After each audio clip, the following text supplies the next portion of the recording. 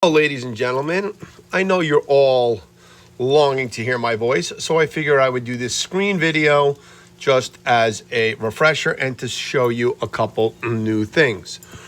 First off, when using your camera, we like to offset our photos. It is called rule of thirds. For those who have had me in the other course, they know what I'm talking about. But just to show you, if you click on settings and you were to scroll down on the left side, you will find your camera. When you press on camera, you will see something in the upper right called grid. If you click on grid and you go back and turn your camera on, you will then have a grid on your camera. All right. We like to keep things to one side or the other, not the center. Now, we are going to be starting black and white photography or black and white editing. I know there are simple ways to do this, but in order to come up with a good black and white photograph, your eye kind of needs to be trained over time to know what in color will look good in black and white.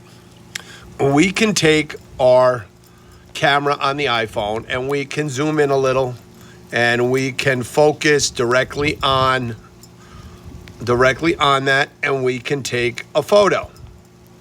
Once the photo is taken, we can go to our photos, and we've all gone to different filters, or we have gone to different things to make things black and white. I am going to edit, and in my edit, I can start using all of these different adjustments. But before I do any type, in order to get it black and white in photos, you want to go to saturation and knock the saturation completely down.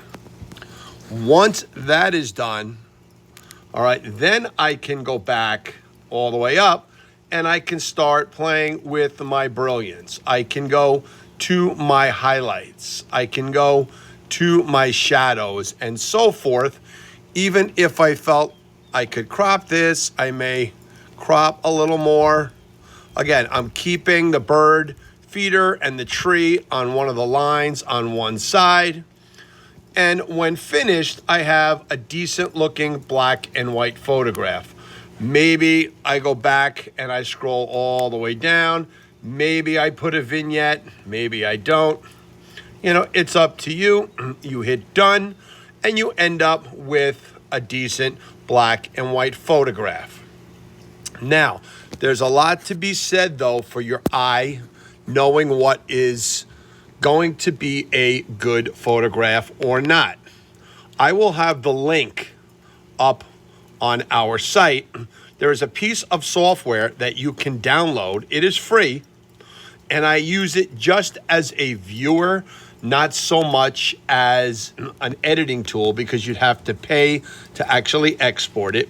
But it is called Hypocam. I will have the link on our site. Hypocam, turn left or right, is actually a black and white viewer. And it works well as a black and white viewer. To know if your colored view is going to look good in black and white or not. And what's kind of cool is it lets you adjust the brightness from the beginning. It lets you adjust maybe your contrast from the beginning, so that when you take that photo, you know if it's going to be halfway decent in black and white or not. So when I go back to my photos, I'm not going to use Hypocam as an editor because I will need to pay for it. But if I go back to my photos, I can now click on the black and white that I took. I can go back to my edits in my photos, and just as we did before, I can start with my exposures and my brilliance, bringing some stuff back, and my highlights.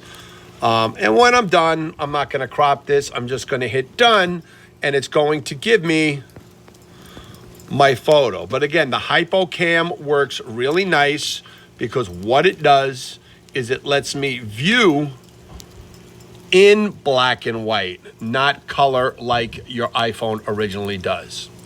Give it a try.